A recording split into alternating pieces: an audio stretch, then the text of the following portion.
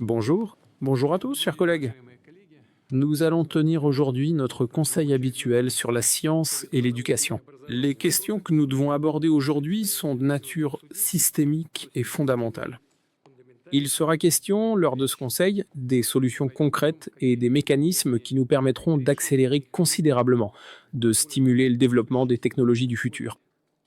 Pour cela, il est avant tout nécessaire de cibler la résolution des tâches prioritaires et d'intégrer efficacement les actifs scientifiques stratégiques de la Russie.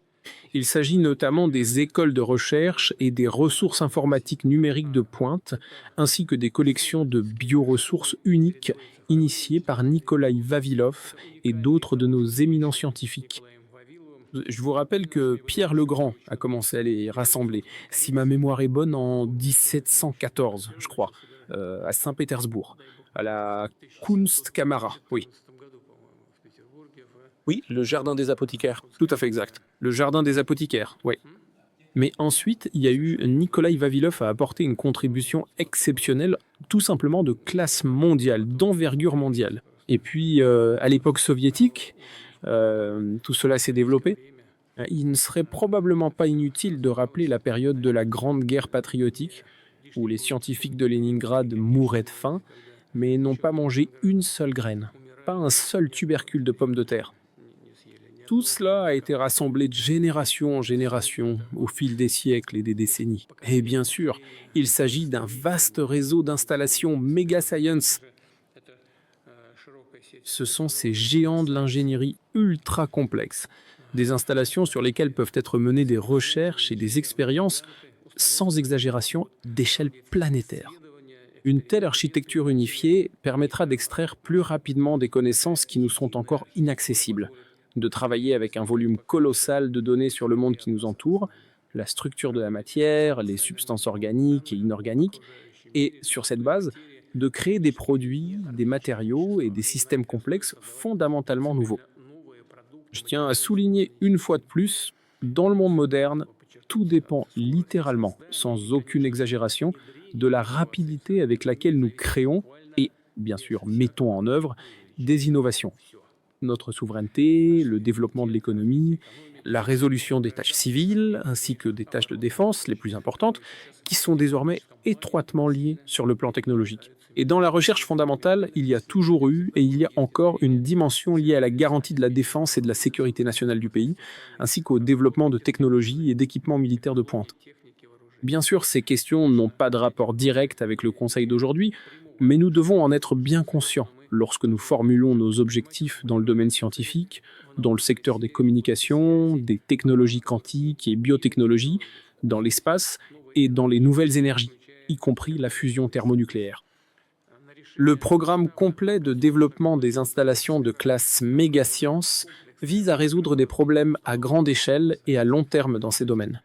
En conséquence, en ce qui concerne cette infrastructure de recherche scientifique extrêmement complexe, la Russie figure sans aucun doute parmi les leaders mondiaux.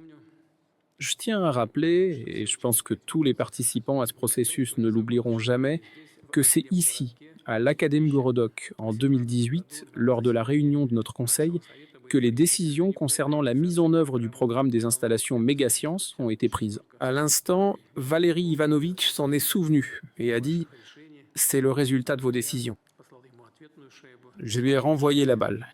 Mes décisions étaient liées à vos demandes et à vos formulations, à ce que vous considériez comme le plus prometteur et le plus important, tant pour la recherche fondamentale que pour la composante appliquée. Tout a été réussi, tout a été fait. Je viens de voir cette installation. C'est impressionnant, c'est vraiment impressionnant, bien sûr. Et nous poursuivrons sans aucun doute ce travail. Mais j'en reparlerai tout à l'heure. Il était question entre autres de la création de la source sibérienne de photons à anneaux à l'époque. Je le répète, nous venons de tout voir. C'est actuellement l'un des accélérateurs de particules les plus puissants au monde et qui, sur certains paramètres, n'a aucun équivalent. Cela permet de jeter un œil dans le monde des atomes et des molécules.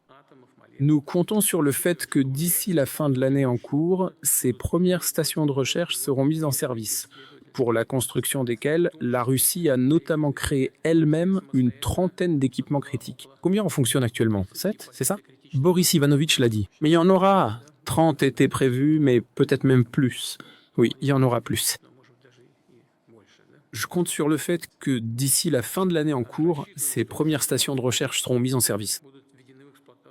Notamment pour leur construction, la Russie a créé elle-même une trentaine d'équipements critiques, comme je l'ai déjà dit, dont la livraison nous a été refusée par nos partenaires de certains pays ont refusé de nous fournir cet équipement, de certains pays.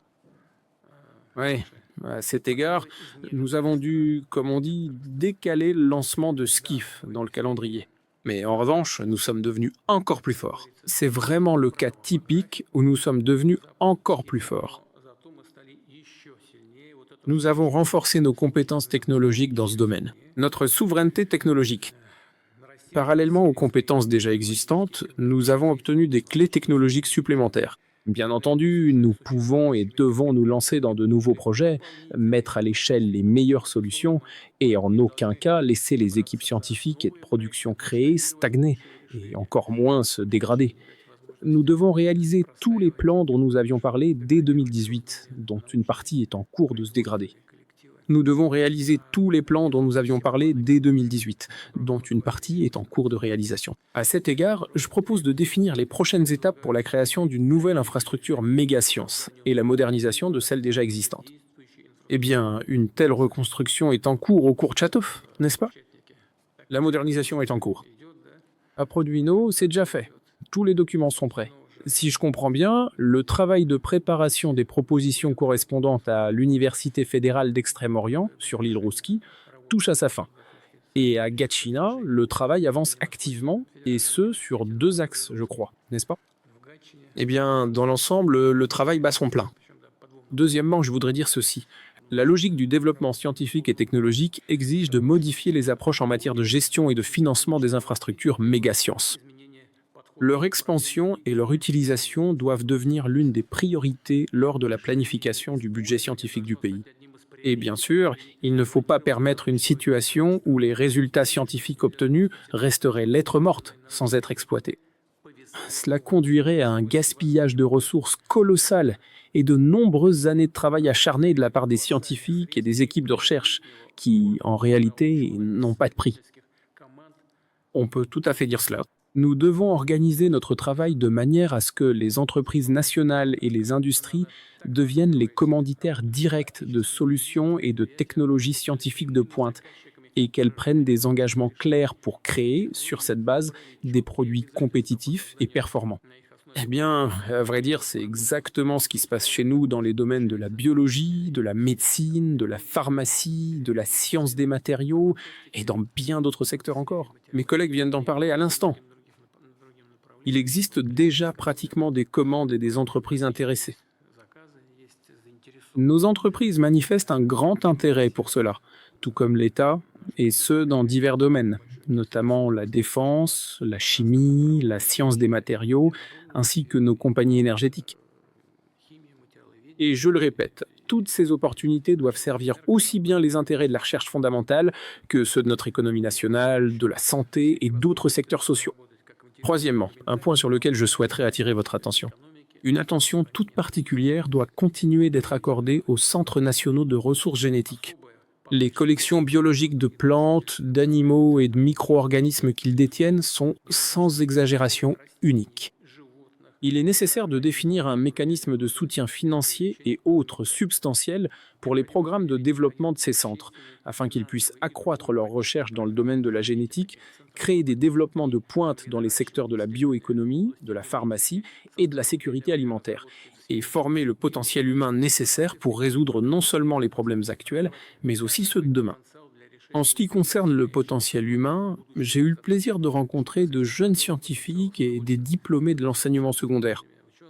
Pour être honnête, c'était tout simplement... je n'avais pas envie de partir. Des jeunes gens intéressants, très prometteurs, tournés vers l'avenir. Ce sont précisément ces personnes-là qui sont tournées vers l'avenir, vers le futur. Et ici, à Novosibirsk, un environnement véritablement unique a été mis en place, couvrant tout le parcours de l'école jusqu'à l'université pour finalement aboutir à la recherche scientifique de très haut niveau. J'ajouterai également que toutes les données disponibles en Russie sur les ressources génétiques, puisque nous en parlons, qu'il s'agisse d'animaux, de plantes ou de micro-organismes, seront regroupées dans une base de données génétique nationale. La décision a été prise. Selon les estimations, environ 10 pétaoctets de données seront chargés chaque année dans cette base. Comme nous sommes écoutés par un large public en ce moment, je dirais que cela représente environ 5000 milliards de pages de texte imprimées. Voilà. Et bien sûr, toutes les décisions prises dans ce domaine ne doivent en aucun cas mener à une quelconque forme de monopole excessif, ni empêcher les chercheurs de travailler avec les matériaux disponibles ou de maintenir des contacts scientifiques avec leurs collègues dans d'autres pays. Quatrièmement, un tel dépôt numérique unifié et gigantesque de génomes, ainsi que toute l'infrastructure méga-science, fournissent un volume colossal de données scientifiques qui doivent servir de base aux travaux de recherche et développement et, ce qui est important, à la création et à l'entraînement de modèles russes souverains d'intelligence artificielle, qu'ils soient fondamentaux ou sectoriels. C'est pourquoi nos organisations scientifiques et éducatives, nos entreprises de haute technologie et nos sites industriels doivent avoir accès à de telles bases de données uniques. Pour ce faire, il est nécessaire de relier tous les actifs stratégiques scientifiques aux capacités de calcul, aux superordinateurs et aux technologies cloud souveraines. En substance, il s'agit de construire un écosystème de plateformes cohérent pour le développement scientifique et technologique de la Russie. Parallèlement, il est nécessaire d'assurer, sous tous ces aspects, la sécurité et la stabilité de son fonctionnement, y compris la protection des données qui constituent le patrimoine de la Fédération de Russie.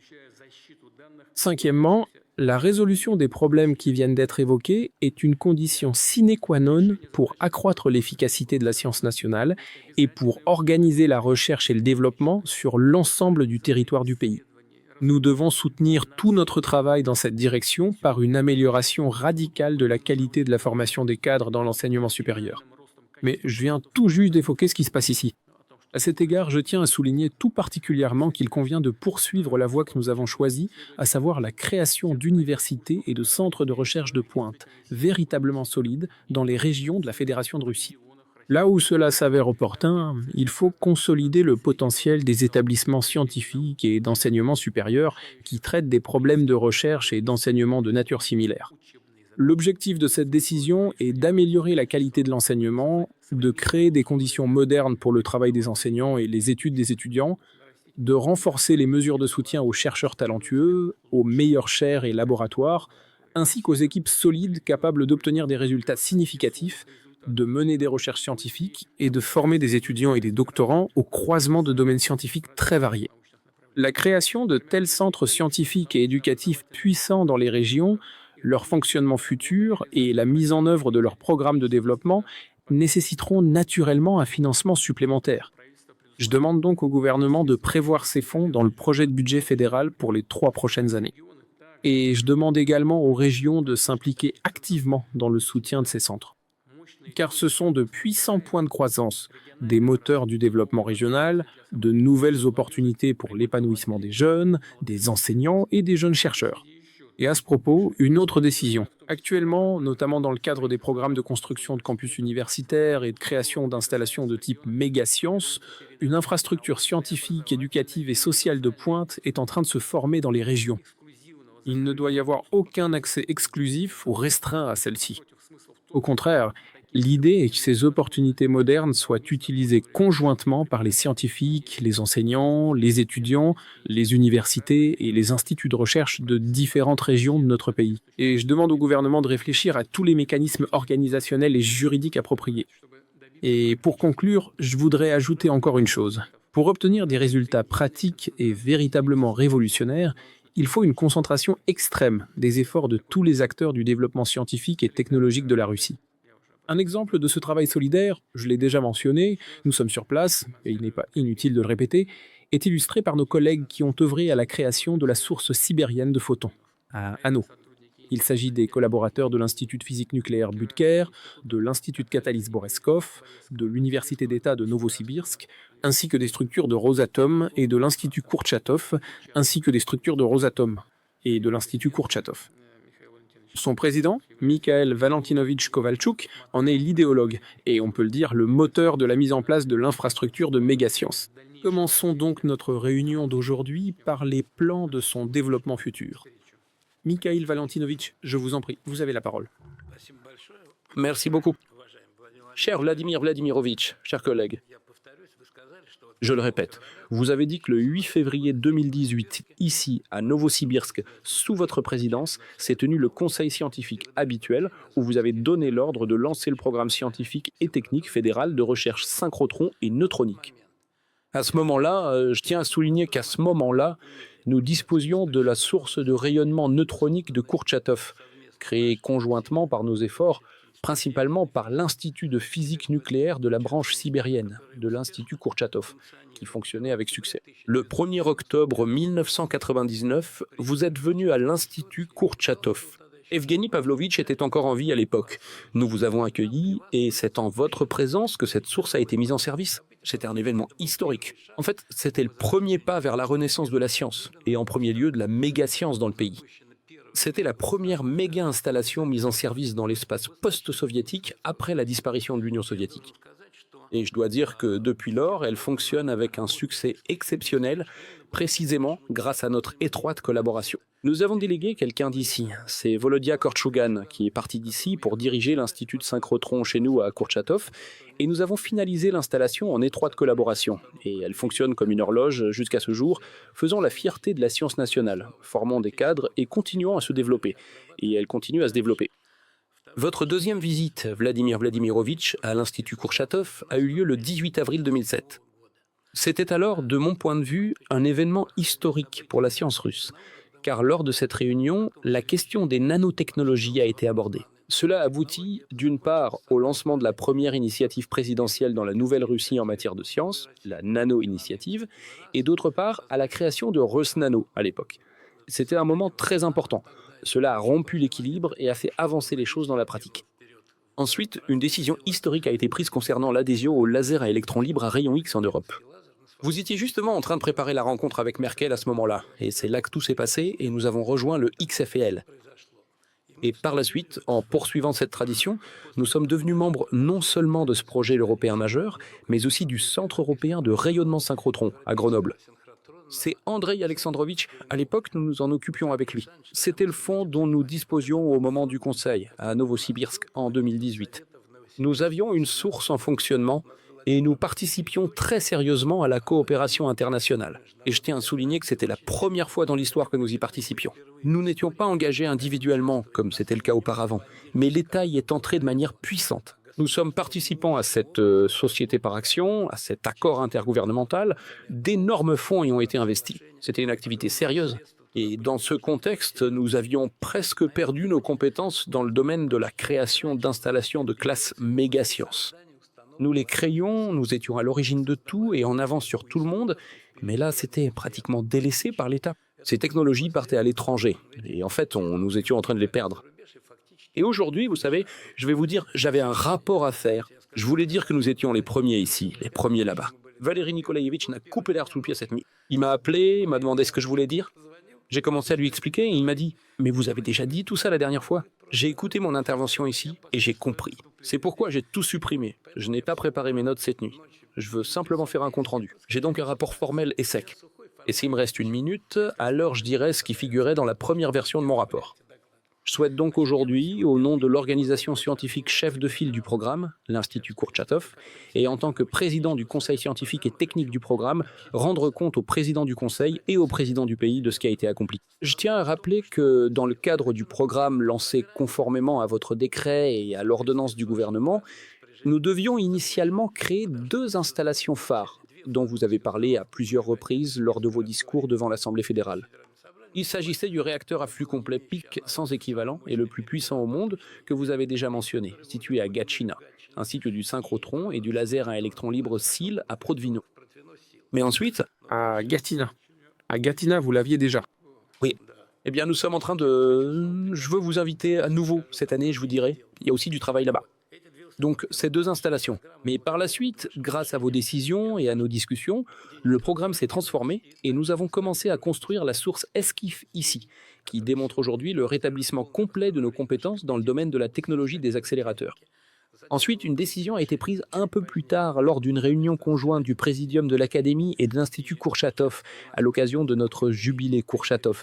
La décision a été prise de construire le RIF sur l'île Rouski, une source de photons russes, et de moderniser l'Institut Kourchatov. Voilà la situation. En fait, nous devions créer, dans le cadre du programme, un réseau d'installations unique de classe mondiale à travers tout le pays, assurant ainsi sa connectivité spatiale. Et en plus de cela, un complexe d'installation de médecine nucléaire y a été ajouté par la suite. Je tiens à souligner, et Andrei Alexandrovitch me soutiendra, le rôle de Tatiana Alexeyevna Golikova, qui a activement soutenu ce projet. Sans elle, cela n'aurait pas eu lieu. Et je tiens à dire qu'aujourd'hui, le SKIF est lancé et a démontré nos nouvelles capacités dans la création d'accélérateurs. Nous sommes capables de tout. À la fin de cette année à Gatchina, vous l'avez tous mentionné, vous avez pratiquement, je répète ce que vous avez dit, mais sur le réacteur PIC, conformément à votre décret, la création de 25 stations expérimentales touche à sa fin. Et en décembre, nous inaugurerons ce complexe de hall de guide d'onde avec 25 stations. Ensuite, le complexe OCO, d'onco-ophtalmologie, y a été créé. Il est déjà en place et au même moment sera lancé le complexe unique, sans équivalent isotope, sur le cyclotron C80 que nous avons construit et inauguré avec Alexei Evgenievitch il y a déjà quelques années et qui a maintenant été transféré dans un autre bâtiment. C'est-à-dire qu'un lieu unique est en train d'ouvrir. Ensuite, à Prodvino, la création du seul et premier complexe de thérapie ionique en Russie, et l'un des 13 au monde, touche à sa fin. Il accueillera des patients résistants aux protons. C'est un moyen nettement plus efficace. Et nous aurons cela pour la toute première fois en Russie, l'un des 13 seulement dans le monde entier. Vladimir Vladimirovitch, j'ai 3 points de décision, je les ai notés en gros ici. Je vous invite, au nom du programme, lors du congrès des jeunes scientifiques, qui, si je comprends bien, doit maintenant se tenir à Saint-Pétersbourg, si vous y parvenez à visiter Gatchina et à lancer les 25 stations du complexe médical. Et tout cela a démontré notre capacité à créer nous-mêmes des équipements et des technologies extrêmement complexes. Et ce qui est très important pour résumer cela, c'est que nous avons préservé toutes les compétences, nous les avons portées à un niveau moderne, qualitativement nouveau, et nous avons attiré les jeunes.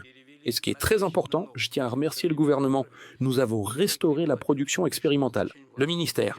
Nous avons investi de l'argent dans la production expérimentale. Nous disposons de 2 sites de production expérimentale uniques. Une immense usine à Prodvino et une immense unité de production ici, qui fabrique le SKIF. Nous avons investi de l'argent, ce sont de nouvelles unités de production. Je demande de ne pas relâcher le soutien à cela. D'autant que les machines-outils étaient déjà, dans une large mesure, toutes étrangères. Nous sommes passés à nos propres machines-outils. Enfin, il y en a encore des chinoises, mais il y en a déjà beaucoup qui sont les nôtres ou biélorusses. Et il est très important de poursuivre dans cette voie. Nous avons déjà restauré des compétences uniques. Nous fabriquons des aimants extrêmement complexes. Ce qui n'est réalisé qu'à quelques endroits dans le monde, c'est le résultat du fait que nous faisons tout nous-mêmes. Et ici, pour conclure cette partie, je souhaiterais attirer l'attention sur le complexe synchrotron, le complexe de stockage technologique de Zelenograd, qui avait été construit à l'époque soviétique pour la microélectronique. Par la suite, il a été, pour ainsi dire, laissé à l'abandon. Cet institut du MEP n'était utile à personne. Mais je dois dire qu'en lançant le synchrotron de Kourchatov, nous l'avons en fait restauré, préservé, et par la suite, la décision a été prise de le faire revivre. Je voudrais attirer votre attention sur ce point. Premièrement, avec l'arrivée de Gennady Yakovlevitch à l'Académie des sciences, la situation a radicalement changé. À mon initiative, soutenue par Valérie Nikolaïevitch et Andrei Alexandrovitch, l'Institut Kourchatov est passé sous la direction scientifique de l'Académie. Et je souhaiterais à tout le monde une telle direction scientifique. Nous avons une compréhension mutuelle absolument totale et profonde, ce qui nous permet de surmonter absolument toutes les questions et de décider de faire tout ce que nous voulons. C'est une question clé. Voici un résultat très important. Deuxièmement, une chose très importante. Nous travaillons en étroite collaboration. Nous avons entièrement transposé cette unité que nous avons atteinte, pour ainsi dire, avec l'Académie, dans nos relations avec le ministère, avec Valérie Nikolaïevitch, avec Anton Andreevitch, avec le ministère de l'Industrie et du Commerce, et avec beaucoup d'autres. Mais en premier lieu, avec les ministères concernés, avec lesquels nous interagissons très étroitement. Nous vivons en parfaite harmonie. Par ailleurs, je tiens à dire, à souligner, car c'est très important aujourd'hui, alors que nous parlons de consolidation et de centralisation, je tiens à souligner le soutien actif de l'ensemble du projet par les vice-premiers ministres, en premier lieu, Denis Valentinovitch et Dmitri Nikolaevitch. C'est important. Nous l'avons vu et ressenti à chaque étape. Et tout cela se produit, je tiens à le souligner, grâce à l'attention constante et au soutien du président du gouvernement, et bien sûr d'Andrei Alexandrovitch, qui nous supervise. C'est pourquoi je voudrais, et pour conclure cette partie, je voudrais souligner ce qui se passe avec la TNC. Nous sommes parvenus à une solution fondamentalement nouvelle. Nous lançons ce complexe de lithographie et nous serons les premiers au monde à utiliser la lithographie à rayon X, en partenariat à parts égales avec le gouvernement de Moscou. Sergei Sergeevitch a accepté, et nous, avec Valéry Nikolaevitch, ainsi que Valéry Nikolaevitch, Sergei Semyonovitch et moi-même, avons signé un accord tripartite. Et Denis Valentinovitch nous a soutenus. Et en résultat, cela est mis en œuvre à 50-50 par le gouvernement fédéral, et c'est un bon exemple pour les autorités régionales en général, si elles souhaitent développer tout cela. Et maintenant, vous soulignez constamment pourquoi ces machines sont-elles créées. Eh bien, pas juste pour générer un faisceau. Bien sûr, pour les accélérateurs, il est important de générer un faisceau avec les meilleurs paramètres au monde. Ils n'ont besoin de rien d'autre. Mais en réalité, ce dont nous avons besoin, c'est de créer des technologies. Et en suivant vos instructions, j'ai ici un dossier, j'ai fait des pieds et des mains toute la semaine dernière.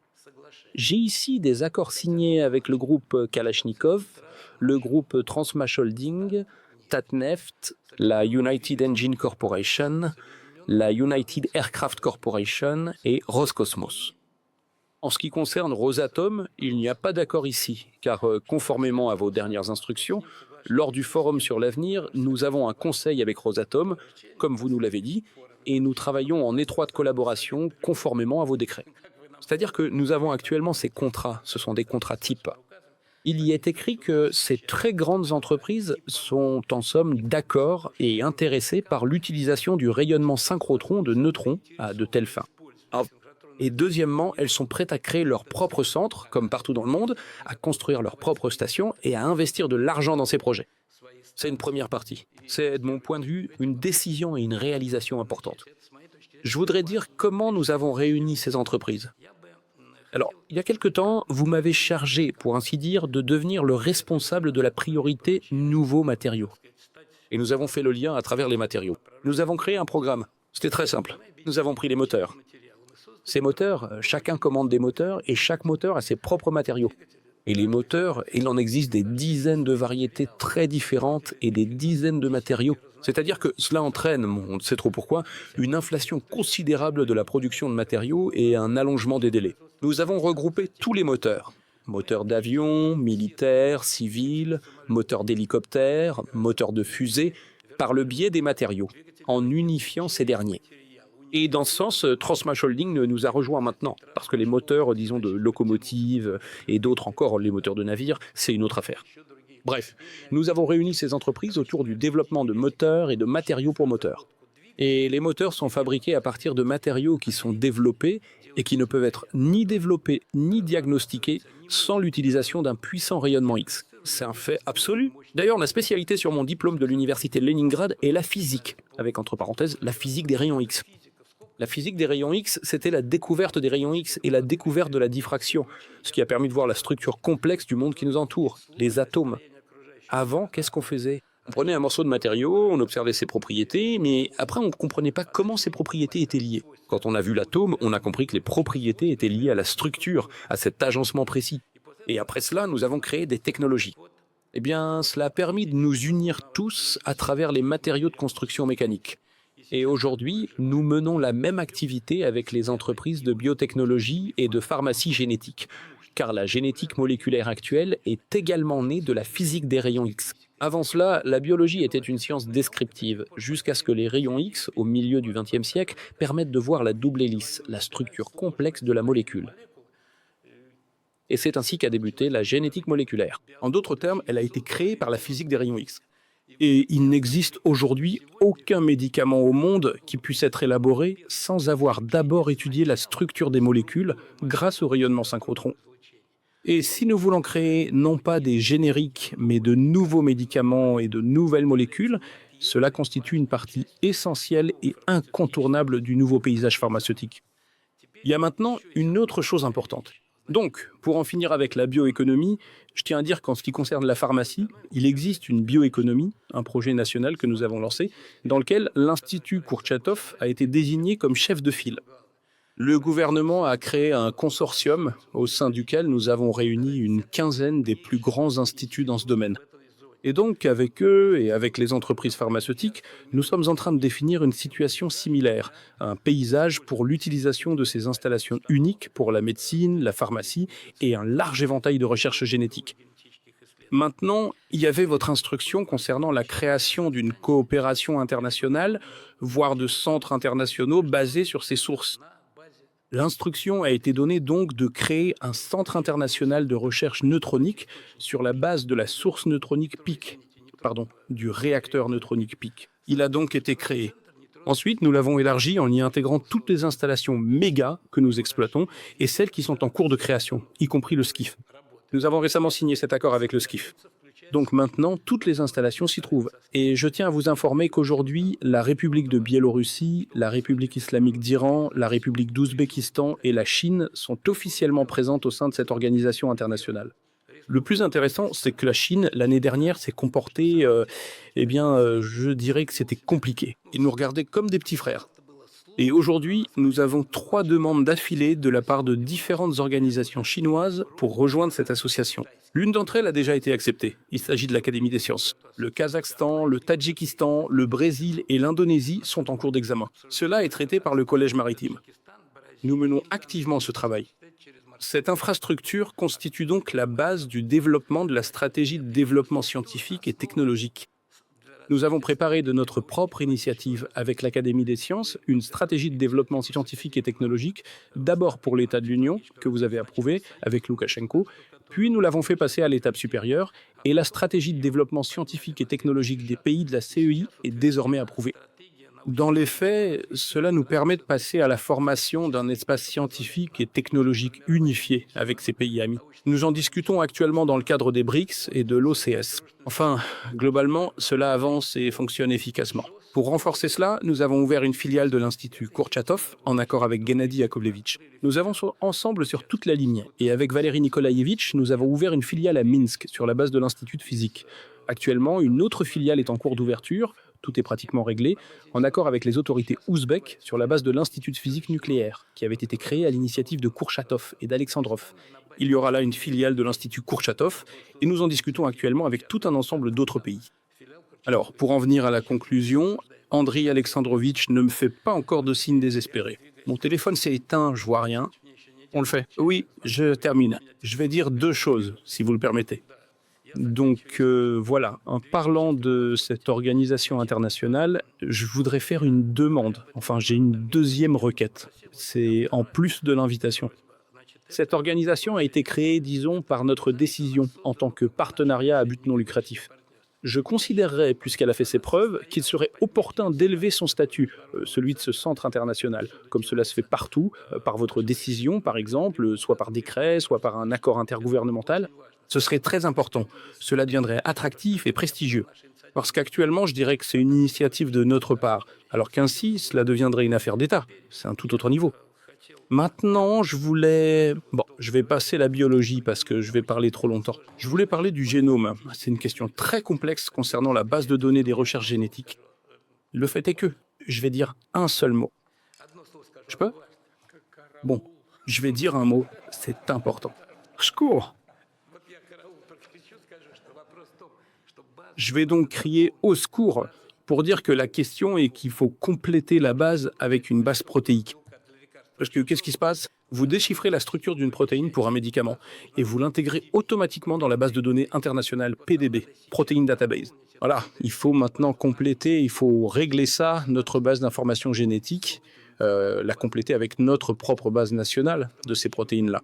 Et alors, automatiquement, nous aurons tout, une indépendance totale et ainsi de suite.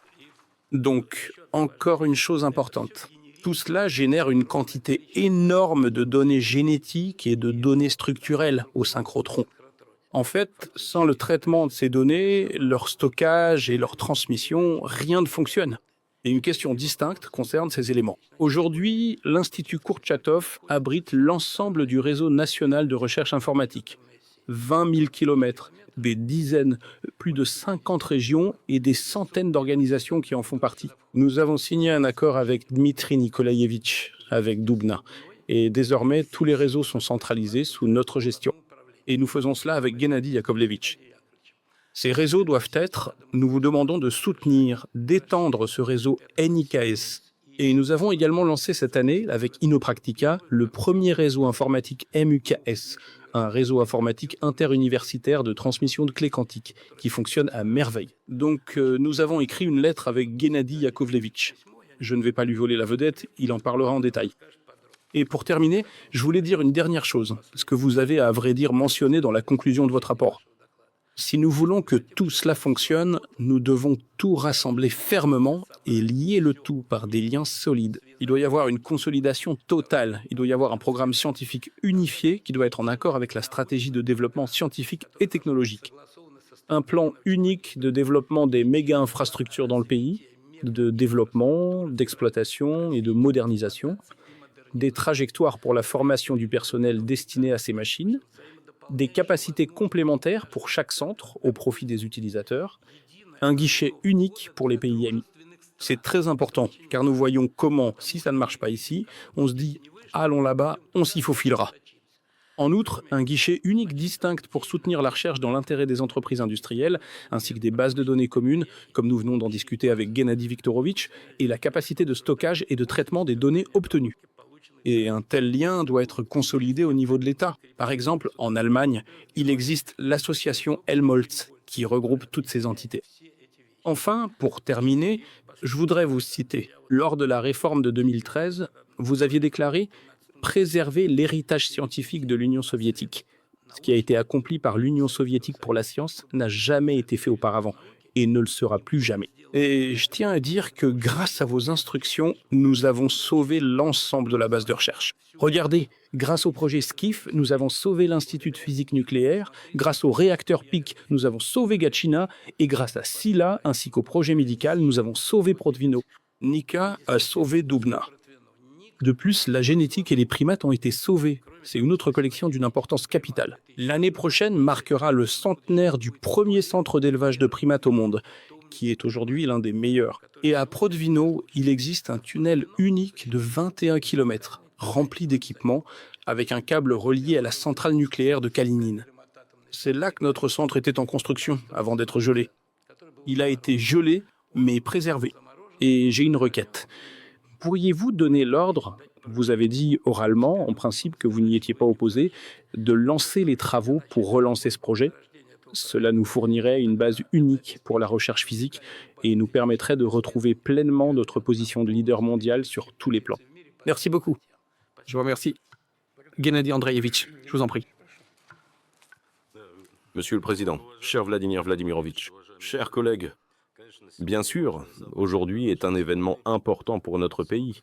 Une installation sans aucun doute de niveau mondial est mise en service pour des recherches dans les domaines de connaissances les plus variés.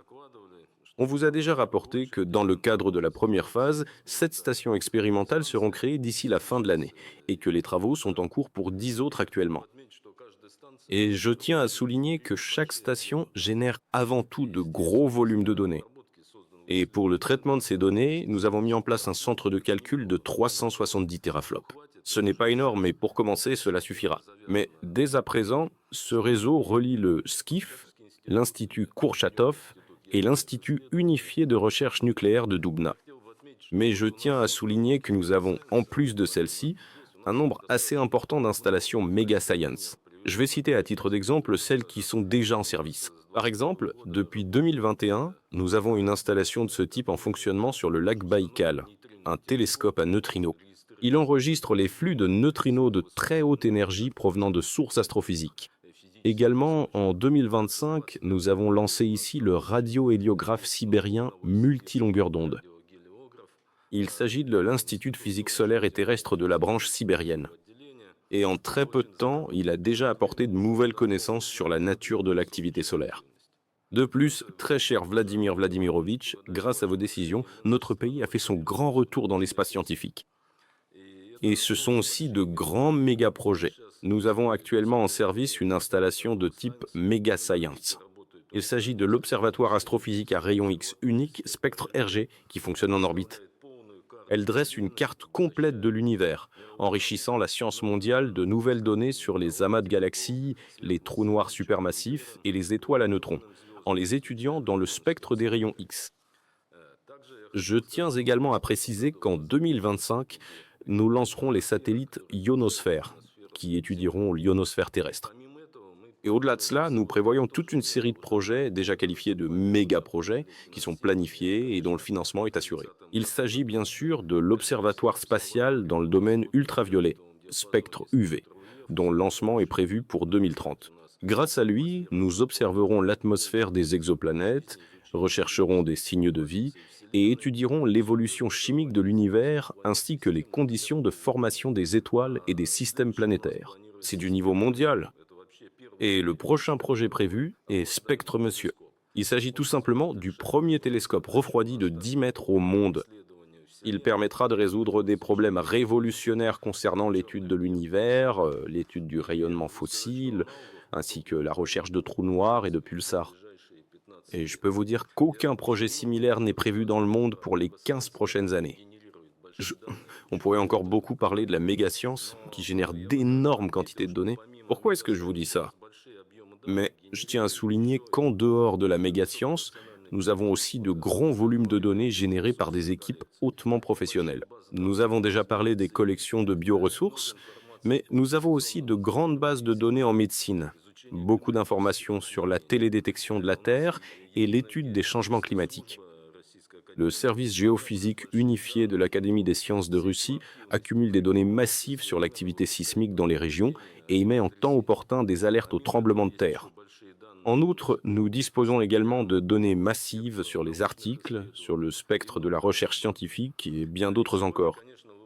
Et aujourd'hui, bien sûr, vous avez déjà noté que les mégadonnées sont réparties entre les organisations et les départements, qu'elles ne sont pas intégrées dans des systèmes communs et qu'elles restent souvent inaccessibles en dehors d'une seule équipe de recherche. Par conséquent, notre tâche principale devient, bien entendu, d'organiser l'accès à ces données pour tous les chercheurs intéressés. Parallèlement à la croissance du volume d'informations scientifiques, la question du traitement des grandes bases de données devient cruciale. Et ici, bien sûr, on utilise des méthodes d'apprentissage automatique ou ce que l'on appelle l'intelligence artificielle. Et c'est un assistant solide pour le chercheur. Nous disons déjà qu'aujourd'hui, l'intelligence artificielle a cessé d'être un simple outil auxiliaire dans les activités de recherche. Aujourd'hui, il agit comme un partenaire à part entière du chercheur. Il est capable de formuler des hypothèses scientifiques, d'analyser des ensembles de données à grande échelle, d'identifier des modèles, de prédire le comportement de systèmes complexes et d'élaborer des stratégies pour mener des expériences. Le modèle moderne d'intelligence artificielle ne se contente plus de traiter des informations scientifiques. Il participe activement à la création de nouvelles connaissances. Et ici, bien sûr, il est très important de souligner la nécessité de constituer correctement les bases de données sur lesquelles les modèles numériques seront développés. Toutes les données accumulées doivent être numérisées, traitées et étiquetées, de préférence selon des normes uniformes. Le fait est, Vadim Vladimirovitch, que ces réseaux de neurones sont très instables. Lorsque le volume des bases de données augmente, nous sommes contraints de réentraîner tous nos modèles. Et le réentraînement est une tâche colossale et laborieuse. Notre tâche principale, celle que nous traitons, est le fine-tuning. Ainsi, nous simplifions cette tâche et c'est une solution. Et d'ailleurs, aujourd'hui, nos instituts de mathématiques ont développé des approches qui permettent de faire du fine-tuning plutôt que de réentraîner nos grands réseaux de neurones. Cela concerne tout particulièrement la médecine.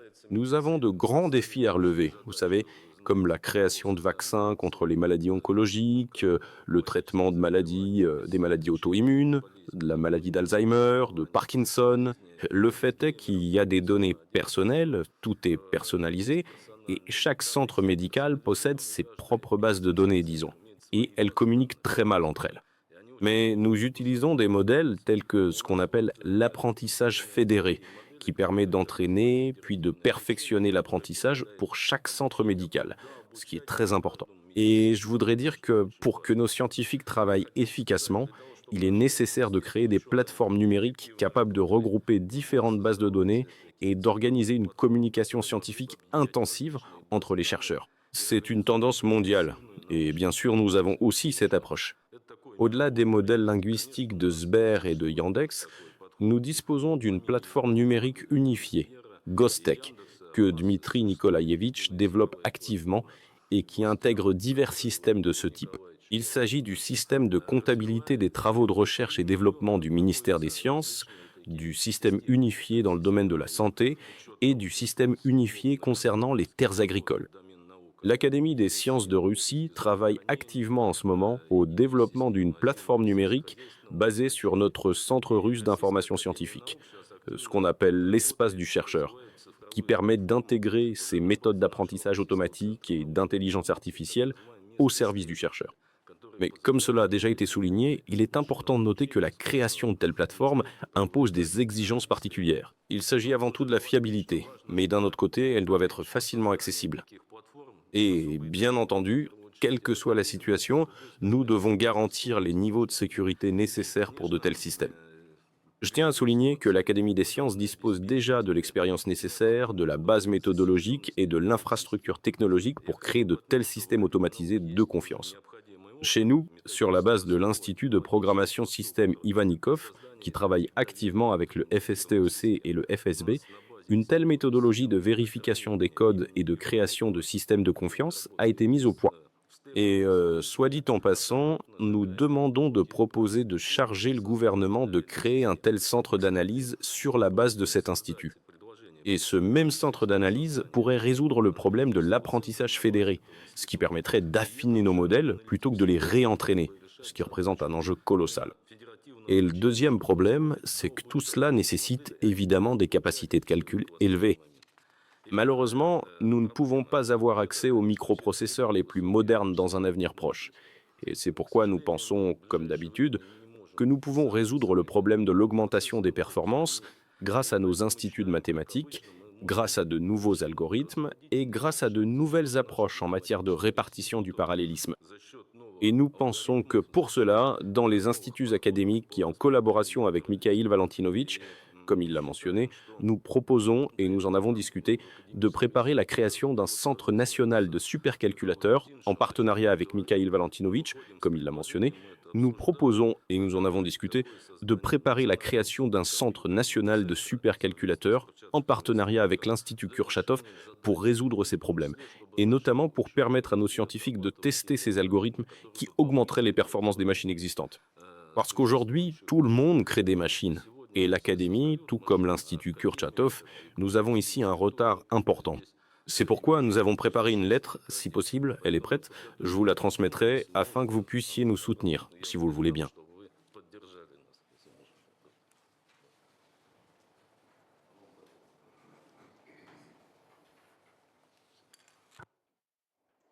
Merci à vous. Oui, Merci beaucoup à vous. Chers collègues, 45 personnes participent à nos travaux aujourd'hui. Une partie des collègues travaillent en ligne. Je m'adresse aussi bien à ceux qui sont dans cette salle qu'à ceux qui se trouvent dans d'autres locaux ou dans d'autres régions. S'il y a un besoin, et il y en a sûrement un, n'hésitez pas, sur n'importe quel sujet que vous jugez pertinent à aborder. Je vous en prie. Je vous en prie.